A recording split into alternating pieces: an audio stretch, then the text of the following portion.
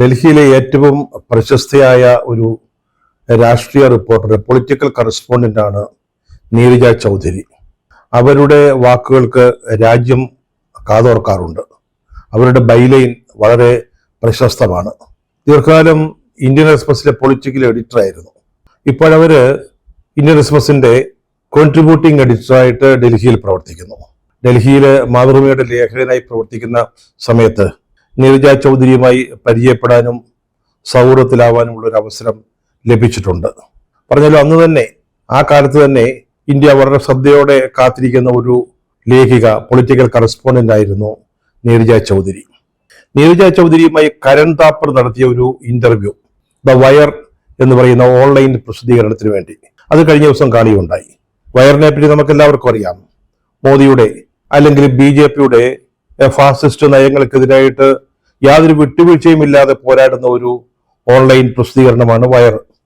അതിന്റെ എഡിറ്ററാണ് സിദ്ധാർത്ഥ് വരദരാജൻ. വയറിലെ സ്ഥിരമായിട്ട് അഭിമുഖങ്ങൾ നടത്തുന്ന ആളാണ് കരൺ താപ്പർ. ഈ രണ്ടുപേർക്കും എതിരായിട്ട് അസം ഗവൺമെന്റ് കഴിഞ്ഞ ദിവസം അറസ്റ്റ് വാറണ്ട് പുറപ്പെടുവിച്ചതൊക്കെ വളരെ പ്രധാനപ്പെട്ട വാർത്തയായിട്ട് രാജ്യം ചർച്ച ചെയ്തതാ. പിന്നീട് സുപ്രീം കോടതിയുടെ ഇടപെടലിനെ തുടർന്ന് അവരുടെ അറസ്റ്റ് തൽക്കാലം നിർത്തിവെച്ചിരിക്കുകയാണ്. ആ കരൺ താപ്പർ നീരജ ചൗധരിയുമായി സംസാരിക്കുന്നു. വളരെ രസകരമായ ഒരു ഇന്റർവ്യൂ ആയിരുന്നു. ആ അഭിമുഖ സംഭാഷണത്തിന്റെ വിഷയം രാഹുൽ ഗാന്ധിയുടെ നേതൃത്വത്തിൽ ബീഹാറിൽ നടന്ന വോട്ട് അധികാർ യാത്ര, അതുണ്ടാക്കുന്ന ഇമ്പാക്ട്, അത് ഇന്ത്യൻ രാഷ്ട്രീയത്തെ, ബീഹാർ രാഷ്ട്രീയത്തെ എങ്ങനെ ബാധിക്കും അല്ലെങ്കിൽ എങ്ങനെ സ്വാധീനിക്കും, അതൊക്കെയായിരുന്നു ഈ ഇന്റർവ്യൂവിൽ ചർച്ച ചെയ്യപ്പെട്ട പ്രധാനപ്പെട്ട വിഷയങ്ങൾ. അതിൽ വളരെ പ്രധാനപ്പെട്ടതായി തോന്നിയൊരു കാര്യം, ഇന്ത്യൻ രാഷ്ട്രീയത്തില് നരേന്ദ്രമോദിക്ക് ഒരു ബദലുണ്ടെങ്കിൽ അത് രാഹുൽ ഗാന്ധിയാണ് എന്ന നീരജ ചൗധരിയുടെ നിരീക്ഷണമാണ്. രാഹുൽ അല്ലാതെ മറ്റാരുമില്ല ആ സ്ഥാനത്തേക്ക്. മോദിയെ എതിരിടാൻ, മോദിക്ക് ബദലാവാൻ മറ്റൊരാളില്ല. ബീഹാറിൽ നടന്ന ഈ വോട്ടധികാർ യാത്ര അത് രാഹുൽ ഗാന്ധിയുടെ മാത്രം ഒരു ഷോ ആയിരുന്നു എന്നാണ് നീരജ ചൗധരി അഭിപ്രായപ്പെട്ടത്. അതിലെ ജനങ്ങളുടെ വലിയ പങ്കാളിത്തം, വിവിധ മേഖലകളിൽ നിന്നുള്ള ആളുകളുടെ കൂടിവരവ്, അതിൽ ചെറുപ്പക്കാരുണ്ട്, പിന്നാക്ക സമുദായക്കാരുണ്ട്, ന്യൂനപക്ഷ വിഭാഗത്തിൽപ്പെട്ടവരുണ്ട്. അങ്ങനെ വലിയൊരു ജനക്കൂട്ടം രാഹുൽ ഗാന്ധിയുടെ ഈ റാലിക്കായി കടന്നു വന്നത് അതൊരു വലിയ മാറ്റമായിട്ട്, ആദ്യം ബീഹാറിൽ സംഭവിക്കാവുന്ന ഒരു മാറ്റം പിന്നീട് ദേശീയ രാഷ്ട്രീയത്തെ തന്നെ സ്വാധീനിക്കാവുന്നതായിട്ട് അവർ ചൂണ്ടിക്കാട്ടുന്നുണ്ട്. ഈ ആൾക്കൂട്ടത്തെ പറ്റി അവർ പറയുന്നത് വളരെ സജീവമായ ഒരു പുരുഷാരമായിരുന്നു അതെന്നാണ്. അല്ലാതെ വെറുതെ ഒരു റാലിക്ക് വേണ്ടി, അതിൽ പങ്കെടുക്കാൻ വേണ്ടി വന്നവരല്ല. ആ റാലി ഉയർത്തിപ്പിടിച്ച പ്രശ്നങ്ങള്, വിഷയങ്ങള്, അതിനോട് വളരെ സജീവമായി പ്രതികരിക്കുന്ന, അതിനോട് യോജിക്കുന്ന, അത്തരത്തിലുള്ള വളരെ ലൈവ്ലി ആയിട്ടുള്ള ഒരു ആൾക്കൂട്ടത്തെയാണ് നീരജ ചൗധരി അവിടെ കണ്ടത്. ഭാരത് ജോഡോ യാത്ര രാഹുൽ ഗാന്ധിയുടെ രാഷ്ട്രീയ ജീവിതത്തിൽ ഒരു വഴിത്തിരിവായിരുന്നെങ്കിൽ രണ്ടാമത്തെ ഒരു വഴിത്തിരിവാണ് ഇപ്പോൾ ബീഹാറിൽ സംഭവിച്ച വോട്ടധികാർ യാത്ര എന്നവര് പറയുന്നു. ഇത് കണ്ടുകൊണ്ടിരുന്നപ്പോഴാണ് ഇന്ന് ബീഹാറിൽ നടക്കുന്ന ബീഹാർ ബന്ദിന്റെ ഒരു പ്രാധാന്യം അല്ലെങ്കിൽ അതിന് ഒരു പ്രസക്തി ഉണ്ടെങ്കിൽ അത് മനസ്സിലേക്ക് വന്നത്. ഉത്തരേന്ത്യൻ സംസ്ഥാനങ്ങളിലൊക്കെ പലപ്പോഴും ബന്ധുകൾ നടക്കാറുണ്ട്. ഭരണപക്ഷം തന്നെ ബന്ദിരാഹ്വാനം നടത്താറുണ്ട്, അവരതിന് നേതൃത്വം കൊടുക്കാറുണ്ട്. ഇതിപ്പോ ഇന്ന് ബീഹാറിൽ നടക്കുന്ന ബന്ദ് സർക്കാർ സ്പോൺസേർഡാ. BJPയും JDUവും ചേർന്ന ആളോടെ ഭരിക്കുന്നത്, അവരുടെ പിന്തുണയോടുകൂടി നടക്കുന്ന ഒരു ബന്ദാണ്. എന്താണ് ഈ ബന്ദിന് കാരണമായിട്ട് പറയുന്നത്? വോട്ടധികാർ യാത്രയുടെ ഒരു വേദിയിൽ, ദർഭംഗ എന്ന് പറയുന്ന സ്ഥലത്ത് നേതാക്കളെല്ലാം വേദി വിട്ടുപോയി. റാലി കഴിഞ്ഞു, അല്ലെങ്കിൽ യോഗം കഴിഞ്ഞു. രാഹുൽ ഗാന്ധി, തേജസ്വി യാദവ്, പ്രിയങ്ക ഗാന്ധി ഇവരൊക്കെ സ്ഥലം വിട്ടു. അതിനുശേഷം അവിടെ ഏതോ ഒരു വ്യക്തി, അത് ഈ വോട്ടധികാർ യാത്രയ്ക്ക് വന്ന ഒരാളാണെന്നാണ് BJP പറയുന്നത്. പക്ഷേ ഇന്ത്യ സഖ്യം പറയുന്ന അങ്ങനെ ഒരാള് ഞങ്ങളുടെ ഏതെങ്കിലും ഒരു സഖ്യകക്ഷിയിൽപ്പെട്ടവരല്ല. എന്തായാലും അങ്ങനെ ഒരു വ്യക്തി പ്രധാനമന്ത്രി മോദിയെക്കുറിച്ച്, മോദിയുടെ മാതാവിനെ കുറിച്ച് അപകീർത്തികരമായിട്ട് എന്തോ പറഞ്ഞു. അതാണ് ഇന്നത്തെ ബീഹാർ ബന്ദിന്റെ പ്രധാനപ്പെട്ട കാരണമായിട്ട് പറയുന്നത്. പറഞ്ഞല്ലോ, ഇന്ത്യ സഖ്യം ആളെ തള്ളിപ്പറയുക ചെയ്തത് ഞങ്ങൾക്കില്ല, അറിയില്ല എന്നവര് പറഞ്ഞു കഴിഞ്ഞു. അതിലെ പോലീസ് അറസ്റ്റ് ചെയ്യുകയും ചെയ്തു. കാരണം അവിടെ ഭരിക്കുന്നത് NDA ആണ്. അപ്പൊ അത്തരത്തിലൊരാളെ, പ്രധാനമന്ത്രിയെയും അദ്ദേഹത്തിന്റെ മാതാവിനെയും ഒക്കെ അധിക്ഷേപിച്ച് ആരെങ്കിലും സംസാരിച്ചിട്ടുണ്ടെങ്കിൽ പോലീസ് വെറുതെ വിടുമോ? ഒരിക്കലും അങ്ങനെ സംഭവിക്കില്ല. ഈ സംഭവം ശരിയാണെങ്കിൽ, അതിന്റെ വിഷ്വൽസ് ഞാൻ കണ്ടിട്ടില്ല, അങ്ങനെ ഒരു വിഷ്വല് വൈറലായിട്ട് പറയുന്നുണ്ട്. ഒരുപക്ഷെ അതിന്റെ കണ്ടന്റിന്റെ പ്രത്യേകത ഉണ്ടാവാം, നമുക്കത് കാണാൻ സാധിച്ചിട്ടില്ല. എന്നാൽ എന്തായാലും പ്രധാനമന്ത്രിയെ കുറിച്ചായാലും അദ്ദേഹത്തിന്റെ അമ്മയെ കുറിച്ചായാലും, അത് പ്രധാനമന്ത്രിയോ പ്രധാനമന്ത്രിയുടെ മാതാവോ ആവണമെന്നില്ല, ഏതൊരാളെ കുറിച്ചാണേലും, ഒരു സ്ത്രീയെ കുറിച്ച്, അമ്മയെ കുറിച്ച് അങ്ങനെ അപകീർത്തികരമായിട്ട് ആരെങ്കിലും സംസാരിച്ചിട്ടുണ്ടെങ്കിൽ അത് അങ്ങേറ്റം തെറ്റായ കാര്യമാണ്. അതിനെ പ്രോത്സാഹിപ്പിക്കാൻ പറ്റില്ല, അതിനെ അംഗീകരിക്കാനും യാതൊരു കാരണവശാലും സാധിക്കില്ല. ആരും അതിനെ എൻഡോഴ്സ് ചെയ്യുന്നുമില്ല. അങ്ങനെ ഒരു സംഭവം ഉണ്ടായിട്ടുണ്ടെങ്കിൽ ഇന്ത്യ സഖ്യ നേതാക്കൾ തള്ളിപ്പറയുക ചെയ്തത്. അങ്ങനെ ചെയ്ത ആളുകൾ ഉണ്ടെങ്കിൽ അതൊക്കെ നടപടിയെടുക്കാമെന്നാണ് പറഞ്ഞിരിക്കുന്നത്. അറസ്റ്റ് ചെയ്തിട്ടുമുണ്ട്. പക്ഷെ എന്നിട്ടും ഇന്നിപ്പോ ബീഹാറില് ബന്ദ് നടക്കുകയാണ്. അപ്പൊ അതാണ് ഞാൻ പറഞ്ഞത്, ആ ബന്ദിന്റെ പ്രസക്തി അല്ലെങ്കിൽ പ്രാധാന്യം എന്ന് പറഞ്ഞത്. എന്തുകൊണ്ടാണ് അതിന് പ്രാധാന്യം വരുന്നത്? പ്രധാനമന്ത്രിയെ കുറിച്ചോ അദ്ദേഹത്തിന്റെ മാതാവിനെ കുറിച്ചോ എന്തെങ്കിലും പറഞ്ഞു എന്നുള്ളത് മാത്രമല്ല. ഈ റാലി, വോട്ടധികാർ യാത്ര, രാഹുൽ ഗാന്ധിയും തേജസ്വി യാദവും നേതൃത്വം കൊടുത്ത് നടത്തിയ ഈ റാലി, അത് BJP വല്ലാതെ ഭയപ്പെടുത്തിയിരിക്കുന്നു. ഈ റാലി BJPക്കും NDAക്കും ഉണ്ടായ ഭീതിയെ കുറിച്ച് നമ്മൾ നേരത്തെയുള്ള പല വീഡിയോകളിൽ സംസാരിച്ചതാണ്. പക്ഷെ ഇത് വളരെ എവിഡന്റ് ആയിട്ട് നമ്മൾ കാണുകയാണ്. ഒരു റാലി 16 ദിവസം നടന്നത് വൻ വിജയമായിരുന്നു. പറ്റ്നയിൽ സമാപിച്ചു. ഇന്ത്യയിലെ മിക്ക പ്രതിപക്ഷ പാർട്ടികളുടെയും നേതാക്കൾ വന്ന് സംസാരിച്ചു സമാപന യോഗത്തിൽ. ഈ റാലി നടക്കുമ്പോൾ തന്നെ തമിഴ്നാട് മുഖ്യമന്ത്രി MK സ്റ്റാലിൻ, സമാജ്വാദി പാർട്ടി നേതാവ് അഖിലേഷ് യാദവ് ഇവരൊക്കെ വന്നതിൽ പങ്കെടുത്തതാ. അങ്ങനെ വലിയൊരു വിജയമായിട്ട് മാറിയ, ബീഹാറിനെ ഇളക്കി മറിച്ച, പല മാറ്റങ്ങൾക്കും തുടക്കമാകാവുന്ന ഒരു റാലി.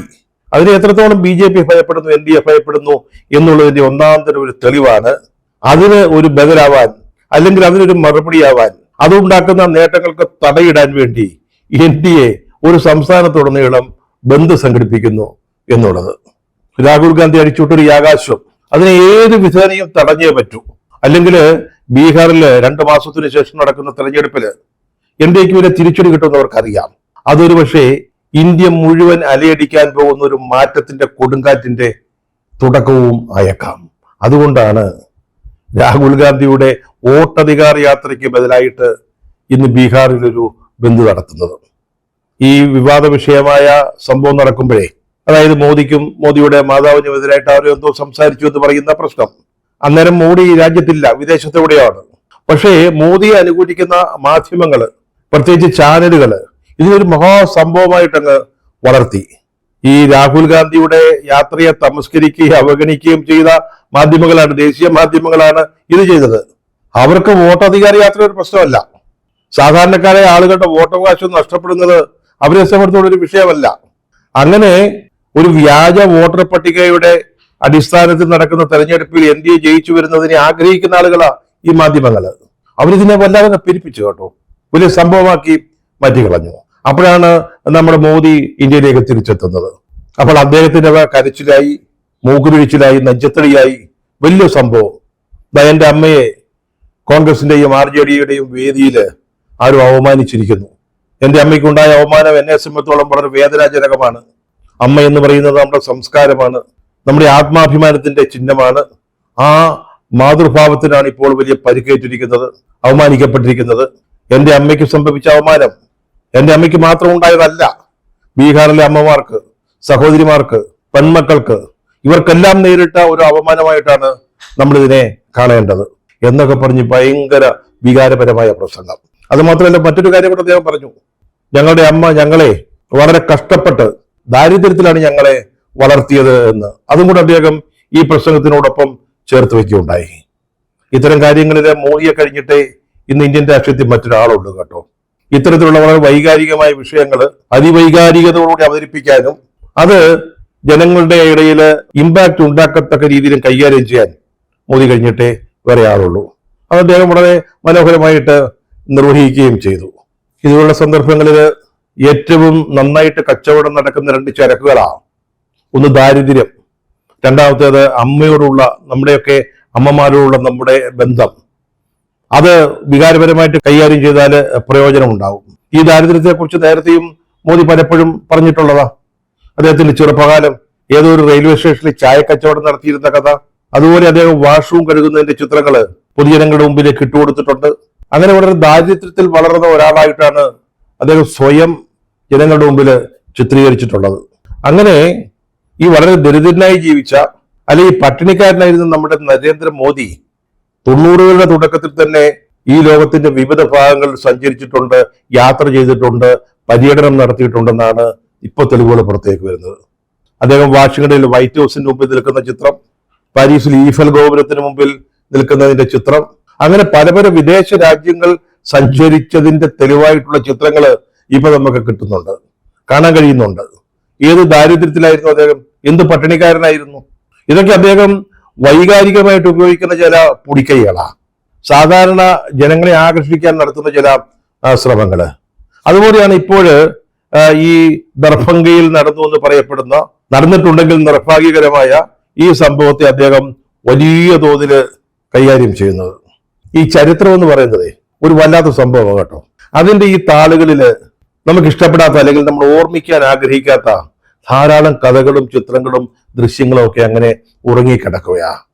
ഈ ദർഭംഗയിലെ ഈ റാലിയിൽ ആരോ എന്തോ പറഞ്ഞതിനെ കുറിച്ച് വളരെ വികാരപരമായിട്ട് നമ്മുടെ പ്രധാനമന്ത്രി നരേന്ദ്രമോദി പ്രസംഗിക്കുമ്പോൾ അദ്ദേഹം കുറെ കാലം മുമ്പ് കോൺഗ്രസിന്റെ നേതാവ് സോണിയാഗാന്ധി, രാഹുൽ ഗാന്ധി, മമതാ ബാനർജി ഇവരെ കുറിച്ചൊക്കെ നടത്തിയ പരാമർശങ്ങൾ അദ്ദേഹം അങ്ങ് മറന്നുപോയി. അദ്ദേഹത്തിന്റെ ഒരു രീതി അത് കേട്ടോ, എപ്പോഴും ചെയ്യുന്ന ഒരു കാര്യമാണ്. അല്ലെങ്കിൽ എനിക്കിങ്ങനൊക്കെ പറയാം, BJP-ക്കാർക്ക് സംഘപരിവാറിന് ആരെയും എങ്ങനെയും ആക്ഷേപിക്കാം, നെഹ്റുവിനെ ആക്ഷേപിക്കാം, ഇന്ദിരാഗാന്ധി ആക്ഷേപിക്കാം, സോണിയാഗാന്ധിയെ കുറിച്ച് മോശമായിട്ട് സംസാരിക്കാം, അതിനൊക്കെ ഞങ്ങൾക്ക് സ്വാതന്ത്ര്യമുണ്ട്. പക്ഷെ ഞങ്ങളുടെ നേതാക്കളെ കുറിച്ച് നിങ്ങളാരും ഒന്നും പറയാൻ പാടില്ല. ഇതാണ് പണ്ട് മുതലേ BJP-ക്കാരുടെ ഒരു ലൈൻ എന്ന് പറയുന്നത്. പഴയ കഥകൾ ഇപ്പോൾ ഓരോന്നായിട്ട് പുറത്തു വരിക. തൃണമൂൽ കോൺഗ്രസിന്റെ നേതാവായ തീപ്പൊരി നേതാവ് എന്ന് തന്നെ പറയണം, മഹുവ മൊയ്ത്ര, പലരും വിസ്മരിക്കാൻ ആഗ്രഹിക്കുന്ന, പ്രത്യേകിച്ച് BJP-ക്കാരും മോദിയും ഒക്കെ ഓർക്കാതിരിക്കാൻ ആഗ്രഹിക്കുന്ന ഈ പഴയകാല സംഭവങ്ങളൊക്കെ ഇപ്പൊ പുറത്തോട്ട് തോണ്ടിയിട്ടു. അവർ എക്സില്, അതായത് പഴയ ട്വിറ്ററിൽ ഇതിന്റെ വിശദാംശങ്ങളൊക്കെ കുറിച്ചു. മോദി എന്താണ് സോണിയാഗാന്ധിയെ പറ്റി പറഞ്ഞത്? ഒരു ജേഴ്സി പശു എന്നാണ് പറഞ്ഞത്. ഒന്ന് ആലോചിച്ച് നോക്കി. കോൺഗ്രസിന്റെ ഏറ്റവും പ്രധാനപ്പെട്ട നേതാവിനെ കുറിച്ച്, UPA-യുടെ ചെയർപേഴ്സണെ കുറിച്ച് മോദി പറഞ്ഞത് ഒരു ജേഴ്സി പശു എന്നാണ്. പണ്ട് LK അദ്വാനി നടത്തിയ ഭാരത് ഉദയ യാത്ര എന്ന് പറയുന്ന ഒരു യാത്രാ പരിപാടിക്കിടയിലാണ് അദ്ദേഹം ഇങ്ങനെ സംസാരിച്ചത്. പിന്നീട് രാജസ്ഥാനിലെ ഒരു പരിപാടിയിൽ കോൺഗ്രസിലെ വിധവ, ഈ ഒരാൾ വിധവയാവുന്നത് അല്ലെങ്കിൽ ഭർത്താവ് നഷ്ടപ്പെടുന്നത് അവരുടെ കുറ്റം കൊണ്ടല്ലല്ലോ, അത് പല കാരണങ്ങൾ കൊണ്ടാവാം. എങ്ങനെയാണ് സോണിയാഗാന്ധി വിധവയായത് എന്നുള്ളത് ഈ ഇന്ത്യ മഹാരാജ്യത്തെ മുഴുവൻ ആളുകൾക്കും അറിയാവുന്ന കാര്യമാണ്. രാജ്യത്തിന് വേണ്ടി ബലിദാനം നടത്തുകയായിരുന്നു രാജീവ് ഗാന്ധി. അങ്ങനെയാണ് സോണിയാഗാന്ധി വിധവയായി പോയത്. അപ്പൊ അവർക്ക് സംഭവിച്ചൊരു വലിയ ദൗർഭാഗ്യം, സങ്കടകരമായ ഒരു അവസ്ഥ. അതാണ് രാജസ്ഥാനിലെ ആളുകളോട് കോൺഗ്രസിന്റെ വിധവയെന്ന് മോദി പറഞ്ഞത്. രാഹുൽ ഗാന്ധിയെ പറ്റി പറഞ്ഞെന്താ? സങ്കര സന്തതി എന്ന്. സോണിയാഗാന്ധി ഇറ്റലിക്കാരിയാണ്, പക്ഷെ അദ്ദേഹത്തിന്റെ അച്ഛൻ ഇന്ത്യക്കാരനാണ്, നെഹ്റു കുടുംബത്തിലെ ആളാണ്. എന്നിട്ടും പറയുകയാണ് സങ്കര സന്തതി എന്ന്. മോദിയെപ്പോൾ ആൾക്ക് പറയാൻ പറ്റുന്ന കാര്യമാണോ? നമ്മുടെ ശശി തരൂറിന്റെ ഭാര്യ സുനന്ദ പുഷ്കർ, അവരെ പറ്റി വളരെ മോശമായിട്ട് അദ്ദേഹം സംസാരിച്ചില്ലേ? അതൊക്കെ ഈ മുഹമ്മദ് മൈത്ര എക്സില് പങ്കുവച്ചിട്ടുണ്ട്. അവിടെ അദ്ദേഹം പറയുന്നത്, എന്തൊരു ഗേൾഫ്രണ്ട്, 50 കോടി രൂപയുടെ ഗേൾഫ്രണ്ടിനെ നിങ്ങളാരും കണ്ടിട്ടുണ്ടോ? ഒന്ന് ആലോചിച്ച് നോക്കി. അവരൊരു പൊതുപ്രവർത്തകയല്ല, പൊതു ഇടങ്ങളിൽ അവരങ്ങനെ വരാറില്ല, വരുമായിരുന്നില്ല. ആ സ്ത്രീയെ പറ്റി പറയുകയാണ് 50 കോടി രൂപയുടെ ഗേൾഫ്രണ്ട് എന്ന്. അന്ന് ശശി തരൂർ അതിന് കൃത്യമായിട്ടൊരു മറുപടി കൊടുത്തു. നിങ്ങളുടെ ഭാവനയിൽ വന്ന് ഈ 50 കോടിയോ എന്തും ആയിക്കൊള്ളട്ടെ, എന്റെ ഭാര്യ എനിക്ക് അതിനേക്കാൾ ഏറെ വിലമതിച്ചതായിരുന്നു എന്ന് അദ്ദേഹം പറയുകയുണ്ടായി. പിൽക്കാലത്ത് മോദിയുടെ കൊട്ടേഷൻ സംഘത്തിൽ ശശി തരൂർ അംഗമായി എന്നൊക്കെ ഉള്ളത് മറ്റു കാര്യങ്ങളാണ്, പുതിയ കാര്യങ്ങളാണ്. പക്ഷെ അന്നിങ്ങനെയാണ് സംഭവിച്ചത്.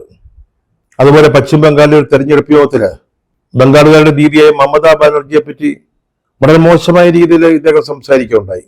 വഴിവക്കത്ത് നിന്നുകൊണ്ട് കൂവി വിളിക്കുന്ന ഒരാളെന്ന മമതാ ബാനർജിയെ പറ്റി പറഞ്ഞത്. അങ്ങനെ പല പാർട്ടികളിൽപ്പെട്ട, അദ്ദേഹത്തിന് ഇഷ്ടമില്ലാത്ത പല വ്യക്തികളെയും ഇതുപോലെ മോശമായ രീതിയിൽ സംബോധന ചെയ്ത് ചരിത്രമുള്ള മോദിയാണ് ബീഹാറിലെ ഏതോ ഒരു സ്ഥലത്ത് ഒരു റാലി കഴിഞ്ഞതിന് ശേഷം ആരോ എന്തോ അദ്ദേഹത്തെ പറ്റിയും അദ്ദേഹത്തിന്റെ മാതാവിനെ പറ്റിയും പറഞ്ഞു എന്ന് പറഞ്ഞുകൊണ്ട് ഈ നെഞ്ചത്തടിക്കുകയും നിലവിളിക്കുകയും ചെയ്യുന്നത്. ഒന്ന് ആലോചിച്ച് നോക്കണം. ഇന്ന് രാജ്യം വലിയ പ്രതിസന്ധികളെയൊക്കെ നേരിട്ടുകൊണ്ടിരിക്കുക. 3-4 സംസ്ഥാനങ്ങളില്, പഞ്ചാബില്, ജമ്മു കാശ്മീരില്, ഉത്തരാഖണ്ഡില്, അതുപോലെ ഹിമാചൽ പ്രദേശില് പതിവില്ലാത്ത രീതിയിലുള്ള പ്രളയത്തെ നമ്മൾ നേരിട്ടുകൊണ്ടിരിക്കുക. അവിടെ ജീവിതമെല്ലാം അസഹ്യമായിട്ട് നിൽക്കുകയാണ്. അന്നേരമാണ് ഇന്ന് ഈ രാജ്യം നേരിടുന്ന ഏറ്റവും വലിയ പ്രധാനപ്പെട്ട പ്രശ്നം എന്ന നിലയ്ക്ക് ഇതിലേക്ക് അവതരിപ്പിക്കുന്നത്. സാധാരണഗതിയിലാണെങ്കിൽ മനസ്സിലാക്കാം, ഇത് ബീഹാറിൽ രാഹുൽ ഗാന്ധി നടത്തിയ അശ്വമേധം അല്ലെങ്കിൽ ജൈത്രയാത്ര, അതിന്റെ ഗുണഫലങ്ങള് ഇല്ലാതാക്കാൻ വേണ്ടി കരുതി കൂട്ടി നടത്തുന്ന ചില പ്രയോഗങ്ങൾ. മോദിക്കും അമിത്ഷായ്ക്കും ഒക്കെ പാർലമെന്റിന്റെ അകത്താണെങ്കിലും പുറത്താണെങ്കിലും എതിരാളികളെ കുറിച്ച് എന്തും പറയാം. നെഹ്റുവിനെ കുറിച്ച് എന്തൊക്കെയാണ് ഈ രണ്ട് നേതാക്കൾ പറഞ്ഞത്, അവർക്ക് എന്തും പറയാം. പക്ഷെ അവരെ ആരും ഒന്നും പറഞ്ഞുകൂടാ. അവർക്കാണെങ്കിലോ അങ്ങനെ എന്തെങ്കിലും ഒരു ചരിത്രം പറയാനുമില്ല. സ്വാതന്ത്ര്യ സമരവുമായി ബന്ധപ്പെട്ട് അല്ലെങ്കിൽ രാജ്യത്തിന്റെ വികസനവും വളർച്ചയുമായി ബന്ധപ്പെട്ട് അങ്ങനെ ദീപ്തമായിട്ട് എന്തെങ്കിലും ഒന്ന് പറയാൻ നാട്ടുകാരുടെ മുമ്പിൽ വയ്ക്കാനൊന്നും ഇല്ലതാനും. ഉള്ളത് തന്നെ സ്വാതന്ത്ര്യ സമരത്തിൽ പങ്കെടുക്കാതിരുന്നു എന്നുള്ളതാണ്. അല്ലെങ്കിൽ ബ്രിട്ടീഷ് അധികാരികൾക്ക് മാപ്പെഴുതി കൊടുത്തിട്ട് ജയിൽ മോചിതരായി എന്നുള്ളതാണ്. ആ പാർട്ടിയാണ് ഇന്നിപ്പോൾ ഏതോ ഒരു ചടങ്ങില് ഏതോ ഒരുത്തൻ എന്തോ പറഞ്ഞതിന്റെ പേരിൽ ഇവിടെ ബീഹാറില് ബന്ദ് നടത്തുന്നത്. ഈ രാജ്യം ഭരിക്കുന്ന നേതാക്കള്, BJP നേതാക്കൾ ഒരു കാര്യം ഓർക്കണം. ഇപ്പൊ നമ്മുടെ മുമ്പിലുള്ള പ്രധാനപ്പെട്ട പ്രശ്നം ചർച്ച ചെയ്യുന്ന ഇതൊന്നുമല്ല. അടിയന്തരമായിട്ട് നമ്മൾ ചെയ്യേണ്ടത് ഈ 3-4 സംസ്ഥാനങ്ങളിലെ പ്രത്യേക പരിസ്ഥിതി എങ്ങനെ നേരിടണം എന്നുള്ളതിനെ കുറിച്ച് ആലോചിക്കുക എന്നുള്ളതാണ്. പിന്നീട് വോട്ടധികാര യാത്ര ഉന്നയിച്ച പ്രശ്നങ്ങള്, വോട്ട് മോഷണം, വോട്ട് ചോരി, അങ്ങനെ വ്യാജ വോട്ടർ പട്ടിക ഉണ്ടാക്കി അധികാരം പിടിച്ചെടുക്കാൻ നടത്തുന്ന നീക്കങ്ങള്, നടത്തിയ നീക്കങ്ങൾ, അതിൽ വിജയിച്ച കാര്യങ്ങള്, ഇതൊക്കെയാണ് കോൺഗ്രസും രാഹുൽ ഗാന്ധിയും ജനങ്ങളുടെ മുമ്പിലേക്ക് വെച്ചിരിക്കുന്നത്. അതിനെക്കുറിച്ച് നിങ്ങൾക്ക് എന്തെങ്കിലും മറുപടി പറയാനുണ്ടോ? ഉണ്ടെങ്കിൽ അത് കേൾക്കാനാണ് ഇന്ത്യ ഇപ്പോൾ താല്പര്യപ്പെടുന്നത്.